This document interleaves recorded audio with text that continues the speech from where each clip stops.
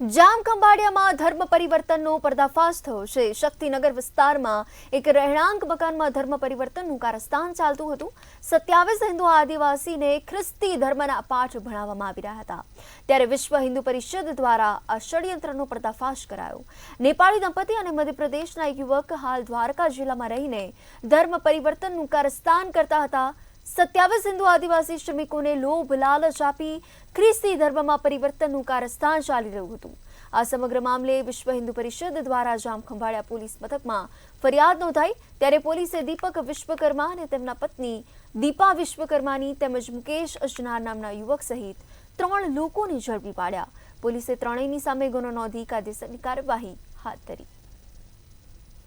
સ્થળ પર અમે ગયા તો ત્યાં જાણવા મળ્યું કે ધર્માંતરની પ્રવૃત્તિ ચાલે છે।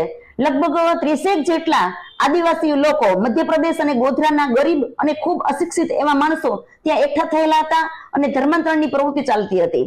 અમે લોકોએ ત્યાં જઈ અને પોલીસ ડિપાર્ટમેન્ટને જાણ કરી। પોલીસની હાજરીમાં કેટલું સાહિત્ય એવું હતું કે જેમાં ધર્માંતરની પ્રવૃત્તિને વેગ મળતો હતો। આ સંગઠને અમે ખૂબ વિરોધ કર્યો અને પોલીસ ડિપાર્ટમેન્ટે ખૂબ તપાસ કરી તો જાણવા મળ્યું કે આ લોકોને ખૂબ ખ્રિસ્તી મિશનરી તરફથી ફંડિંગ મળતું હોય એવી પૂરી શક્યતા છે।